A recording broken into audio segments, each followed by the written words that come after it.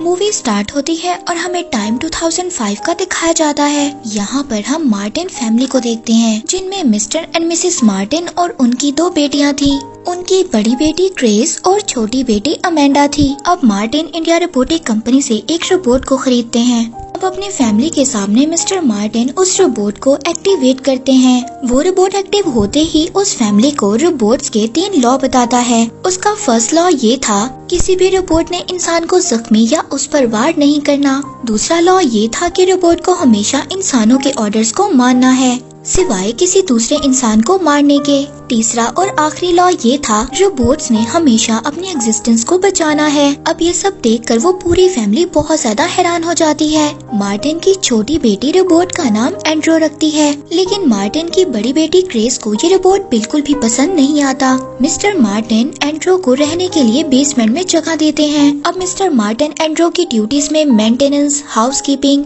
और घर के काम करना सेट करते हैं। अब नेक्स्ट डे एंड्रो अपनी सारी ड्यूटीज परफॉर्म करता है। वो बेसमेंट भी क्लीन करता है और वहाँ पर उसको एक पुराना फोनोग्राफ मिलता है। उस फोनोग्राफ को वो रिपेयर भी करता है। एक दिन मार्टिन की बड़ी बेटी ग्रेस एंड्रो से मजाक करती है। वो एंड्रो को विंडो से कूदने के लिए कहती है और एंड्रो ऐसा ही करता है और वो विंडो से कूद जाता है। इस बात पर मिस्टर मार्टिन अपनी दोनों बेटियों को बहुत ज्यादा डांटते हैं और कहते हैं कि एंड्रो बेशक एक रोबोट है, लेकिन हमें उसके साथ ऐसा बिल्कुल भी नहीं करना चाहिए। हमें उसे अपनी फैमिली का एक पार्ट समझना चाहिए। एक दिन मार्टिन की पूरी फैमिली वेकेशंस के लिए बीच पर जाती है। वहाँ पर अमेंडा अपने एक कांच के घोड़े से खेल रही थी, लेकिन गलती से एंड्रो से वो कांच का घोड़ा टूट जाता है। इस बात पर अमेंडा बहुत ज्यादा उदास हो जाती है और एंड्रो को भी इस बात पर बहुत ज्यादा बुरा लग रहा था। इसी बात पर अब एंड्रो अमेंडा के लिए एक लकड़ी का घोड़ा बनाता है और जाकर उसके बेड पर रख देता है। इसी तरह एंड्रो और अमेंडा की अब दोस्ती हो जाती है।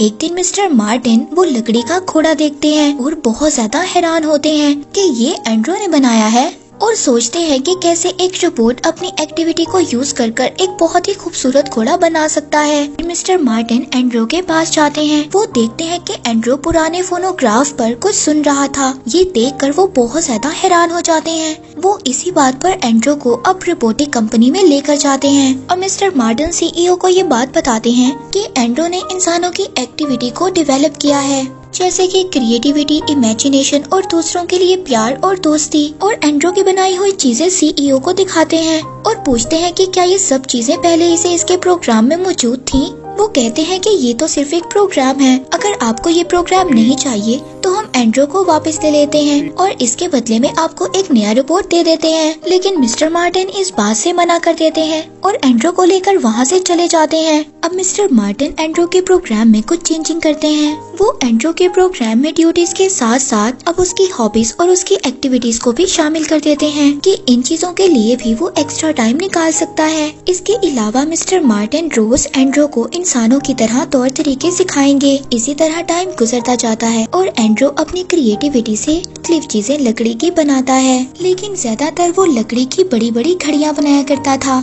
इसके अलावा वो इंसानों की फीलिंग्स और इमोशंस को भी सीखता है। अमेंडा एंड्रो को पियानो बजाना भी सिखाती है और वक्त के साथ साथ एंड्रो और अमेंडा की दोस्ती बहुत ही ज्यादा गहरी हो जाती है और इसी तरह अब अमेंडा बड़ी हो जाती है। एक दिन मिस्टर मार्टिन इस बात को डिसाइड करते हैं कि एंड्रो ने जो भी लकड़ी की चीजें बनाई हैं उनको बेच दिया जाए। अमेंडा अपने फादर से ये कहती है कि हम एंड्रो की बनाई हुई चीजों को सेल करेंगे और उससे जो पैसे आएंगे हम एंड्रो का अकाउंट खुलवाकर उसमें डिपॉजिट करवा देंगे।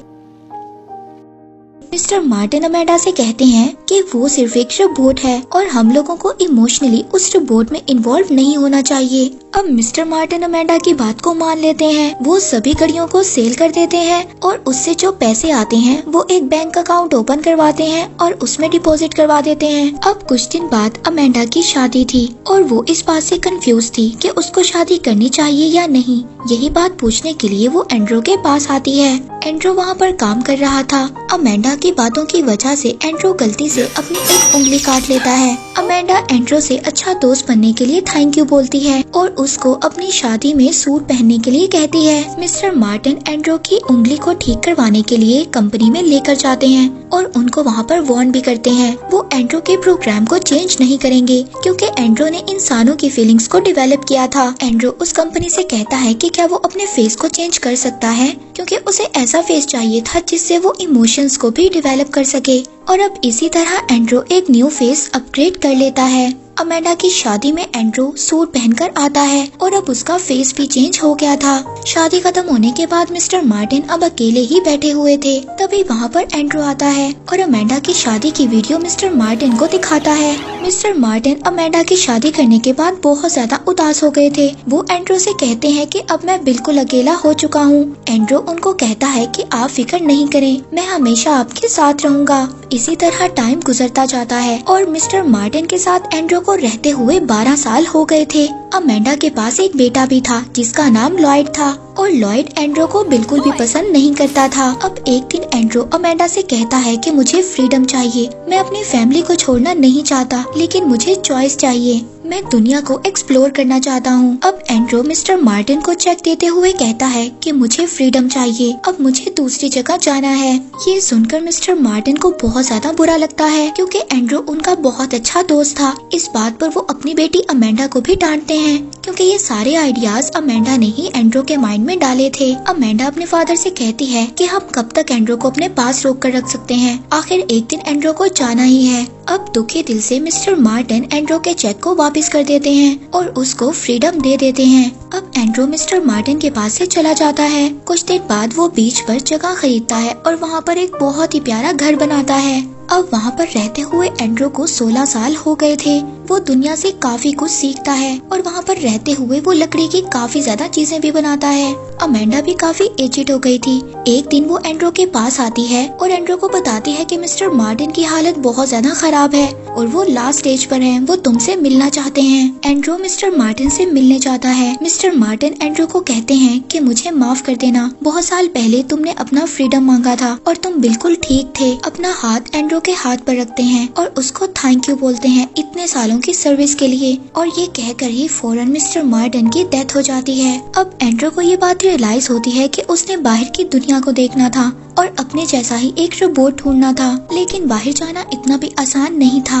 अब वो कोर्ट में एक रिक्वेस्ट डालता है और एंड्रो का केस अमेंडा के बेटे लॉयड के हाथ में आता है। लॉयड वैसे भी एंड्रो को पसंद नहीं करता था, इसीलिए वो एंड्रो का ट्रैवल अप्रूव कर देता है ताकि वो उसकी मदर अमेंडा से दूर हो जाए। अब एंड्रो अलग अलग कंट्रीज में जाता है और वहाँ पर अपने जैसे रोबोट को तलाश करता है। एंड्रो लेटर्स के जरिए अमेंडा से बात किया करता था। अब एक दिन एंड्रो को ये बात पता चलती है कि उसके जैसा ही एक रोबोट एक कंट्री में बनाया गया है। अब वो जब वहाँ पर पहुँचता है तो उसको एक फीमेल रोबोट दिखाई देती है जो कि हाइपर एक्टिव थी। वो उसको देखकर बहुत ज्यादा खुश होता है और उसका पीछा करते हुए एक वेयर हाउस में पहुँच जाता है। वो उस फीमेल रोबोट को देखकर बहुत ज्यादा खुश होता है, लेकिन तभी उसे ये बात पता चलती है कि ये रोबोट जो इतना एक्टिव है, इस रोबोट की पर्सनैलिटी चिप को ऑन किया गया है, यानी कि किसी ने उसको प्रोग्राम किया है ऐसा बनने के लिए और ओरिजिनली वो ऐसा नहीं है। वो उस फीमेल रोबोट के ऑनर रूपर्ट से मिलता है। वो एंड्रो को बताता है कि उसके फादर इंडिया रोबोटिक कंपनी में काम किया करते थे, लेकिन मेरे फादर को उस कंपनी से निकाल दिया गया। इसके बाद उन्होंने ये कंपनी स्टार्ट की और अब उनके बाद मैं इस कंपनी में काम करता हूँ। एंड्रो को अब यहाँ पर ये बात भी पता चलती है कि रूपर्ट एक ऐसा सूट बनाना चाहता है कि अगर कोई भी रोबोट उसको पहन लेगा तो वो बिल्कुल इंसानों की तरह ही लगेगा, लेकिन उसको कोई इन्वेस्टर नहीं मिल रहा उसके प्रोजेक्ट में फंड करने के लिए। एंड्रो इस बात को सुनकर बहुत ज्यादा खुश होता है और उसके प्रोग्राम में फंड करने के लिए तैयार हो जाता है, लेकिन इसके बदले में रूपर्ट एंड्रो के लिए इंसानों वाला सूट बनाएगा और जल्द ही एंड्रो को इंसानों वाला सूट मिल जाता है। उस सूट को पहनने के बाद एंड्रो अब बिल्कुल एक 40 साल के आदमी की तरह लग रहा था। वो इस चीज से अब काफी ज्यादा खुश होता है। वो सरप्राइज देने के लिए अब अमेंडा के घर चला जाता है। जब वो अमेंडा के घर जाता है तो वहाँ पर उसको एक लड़की नजर आती है जो बिल्कुल अमेंडा की तरह ही लग रही थी और वो पियानो बजा रही थी। तभी वहाँ पर रियल अमेंडा आती है जो अब बुजुर्ग हो गई थी। वो एंड्रो को पहचान ही नहीं पाती। तभी एंड्रो उसको बताता है कि मैं एंड्रो हूँ। अमेंडा एंड्रो को बताती है जो पियानो बजा रही है वो उसकी पोती है, यानी कि उसके बेटे लॉयड की बेटी। और अमेंडा की ग्रैंड डॉटर का नाम पोर्शिया था। अब एंड्रू अब दोबारा से अपने घर आ जाता है और वहीं पर आकर वो रहने लगता है। वो अपने साथ एक डॉग को भी रख लेता है। एंड्रू अब एक दिन अपने डॉग के साथ दोबारा से पोर्शिया को मिलने जाता है। पोर्शिया को यहाँ पर एक बात रियलाइज होती है कि एंड्रू को एक इंसानी दोस्त की जरूरत है। कुछ दिन बाद अब एंड्रू को ये बात पता चलती है कि अमेंडा को हार्ट अटैक आया है। एंड्रू अमेंडा से मिलने जाता है। अमेंडा के हाथ में वही घोड़ा था जो एंड्रू ने फर्स्ट टाइम उसको बना कर दिया था। वो एंड्रू को उसकी दोस्ती के लिए थैंक यू बोलती है और इसी के बाद अमेंडा की भी डेथ हो जाती है। एंड्रू अपने पहले दोस्त को ऐसे मरता हुआ देखकर बहुत ज्यादा इमोशनल हो जाता है, लेकिन अभी भी उसकी आंखों से आंसू नहीं आ रहे थे। एंड्रू दोबारा से अब रूपर्ट के पास जाता है। वो उसको कहता है कि उसे इंसानी एंथेटिक ऑर्गन्स चाहिए। रूपर्ट के लिए ये काफी ज्यादा मुश्किल था, लेकिन वो इस चैलेंज को एक्सेप्ट करता है और वो अपने इस एक्सपेरिमेंट में पास भी हो जाता है। उसने इंसानों जैसे सिंथेटिक ऑर्गन्स बना लिए थे। रूपर्ट एंड्रू को ये बात भी समझाता है कि अगर उसकी बॉडी में सिंथेटिक ऑर्गन्स को डाला तो उसको दर्द भी हो सकता है, लेकिन एंड्रू इस बात को एक्सेप्ट कर लेता है। इसी दरमियान पोर्शिया और एंड्रू अब फीलिंग्स को डेवलप करते हैं और वो दोनों एक साथ पार्टी में भी जाते हैं। लेकिन अगले दिन पोर्शिया एंड्रू को बताती है कि वो एक रोबोट से प्यार नहीं कर सकती, जिसके बाद एंड्रू वहाँ से दुखी होकर चला जाता है। अब एंड्रू की बॉडी में ऑर्गन्स डाले जाते हैं और उसको इस बात से दर्द भी हो सकता था। अब वो खुश होकर पोर्शिया के पास जाता है और उसको अपनी आंख में पोक करने के लिए कहता है। जब पोर्शिया ऐसा करती है तो उसको काफी ज्यादा दर्द होता है। वो पोर्शिया को कहता है कि अब हम दोनों रिलेशन में आ सकते हैं, लेकिन पोर्शिया उसको कहती है कि भले मैं तुमसे प्यार करती हूँ, लेकिन बहुत जल्दी मेरी शादी होने वाली है। ये सब बातें सुनकर एंड्रू वहाँ से चला जाता है। दूसरी तरफ रूपर्ट ने जो फीमेल रोबोट को बनाया था, अब वो रूपर्ट से कहती है कि उसे उसके लिए काम नहीं करना। रूपर्ट इस बात से समझ आता है कि इसकी पर्सनैलिटी चिप को एंड्रू ने निकाला है। रूपर्ट एंड्रू के पास जाता है और उससे पर्सनैलिटी चिप को मांगता है। एंड्रू पहले तो इनकार कर देता है, लेकिन बाद में वो रूपर्ट को वो पर्सनैलिटी चिप दे देता है। अब वो दोनों पोर्शिया की एंगेजमेंट पार्टी में जाते हैं। पोर्शिया भी एंड्रू को पसंद करती थी और शायद वो इसी बात का वेट कर रही थी कि एंड्रू यहाँ पर आए और उसकी पार्टी को क्रैश कर उसको वहाँ से ले जाए। इसके बाद रूपर्ट और एंड्रू वहाँ से चले जाते हैं। रूपर्ट एंड्रू को बताता है कि वो एक नया चेंज ला रहा है जिससे वो एक कंप्लीट इंसान बन सकता है। वो चेंजिंग्स उसकी फिजिकल डिजायर्स भी हो सकती हैं और इसके बाद वो एक कंप्लीट ह्यूमन बन जाएगा। अगले दिन एंड्रू पोर्शिया से मिलता है और उसको बताता है कि वो उसे पसंद करता है, लेकिन पोर्शिया वहाँ से गुस्से से जाने लगती है। एंड्रू उसका हाथ पकड़ लेता है और फिर वो लोग एक क्वालिटी टाइम स्पेंड करते हैं। इसके बाद नेक्स्ट डे हम एंड्रू को देखते हैं जो बैठा इंसानों की तरह ही ब्रेकफास्ट कर रहा था, लेकिन पोर्शिया एंड्रू से कहती है कि हमारे इस रिलेशन को लोग एक्सेप्ट नहीं करेंगे। अब एंड्रू कोर्ट में एक केस फाइल करता है। वो ये था कि उसको एक मुकम्मल इंसानों वाला दर्जा दिया जाए। एंड्रू फील कर सकता था, उसको दर्द हो सकता था और उसको प्यार भी हुआ था, लेकिन इसके बावजूद वो केस हार जाता है सिर्फ एक वजह से, क्योंकि वो वक्त के साथ साथ नहीं चल सकता था। यानी इंसान बड़ा होने के बाद बुजुर्ग हो जाता है और उसके बाद मर जाता है, और ये एबिलिटी अभी भी एंड्रू के अंदर नहीं थी। जब तक एंड्रू वक्त के साथ साथ बूढ़ा नहीं हो सकता, तब तक एंड्रू को इंसानों वाला दर्जा नहीं दिया जाएगा। और अब देखते ही देखते ऐसे ही टाइम गुजर जाता है। अब पोर्शिया 75 साल की काफी बुजुर्ग हो गई थी, लेकिन एंड्रू अभी भी बिल्कुल जवान था। पोर्शिया इस बात से काफी ज्यादा परेशान होती है कि एंड्रू अभी भी बिल्कुल वैसा है। एंड्रू पोर्शिया से कहता है कि आज की टेक्नोलॉजी की वजह से तुम मेरे साथ हमेशा के लिए जिंदा रह सकती हो। पोर्शिया इस बात से मना कर देती है और उसको समझाती है कि इंसान हमेशा जिंदा नहीं रह सकता। इंसान पैदा होता है, फिर बड़ा होता है और फिर बुजुर्ग होने के बाद वो मर जाता है, और यही इंसान का एक लाइफ साइकिल है। अब एंड्रू बैठकर ये बात सोचता है कि उसको हमेशा के लिए नहीं रहना है, सिर्फ उसको एक इंसान के साथ ही रहना है, यानी कि पोर्शिया के साथ। अब वो दोबारा से रूपर्ट के पास जाता है। रूपर्ट की कंपनी काफी ज्यादा बड़ी हो गई थी और वो एक काफी अच्छा बिजनेस कर रहा था। रूपर्ट अब खुद भी बुजुर्ग हो गया था। एंड्रू रूपर्ट से कहता है कि वो उसे मुकम्मल तौर पर इंसान बना दे। जब एंड्रू की बॉडी में सिंथेटिक ऑर्गन्स को डाला गया था तो उसके साथ ही एक फ्लूइड को डाला गया था। अब वो उस फ्लूइड को निकाल देता है और एंड्रू की बॉडी के अंदर मुकम्मल तौर पर ब्लड को डाल देता है। रूपर्ट उसको कहता है कि ये खून उसकी बॉडी में हमेशा के लिए नहीं रहेगा, वो ब्लड खत्म होता रहेगा और वो वक्त के साथ साथ बूढ़ा हो जाएगा और वो 20 से 30 सालों में मर जाएगा। एंड्रू भी इस बात को एक्सेप्ट करता है और अब एंड्रू पूरी तरह से इंसान बन गया था। अब एंड्रू दोबारा से कोर्ट के सामने आता है। एंड्रू अब बुजुर्ग हो गया था, यानी कि जब से उसको बनाया गया था अब पूरे 200 साल हो चुके थे।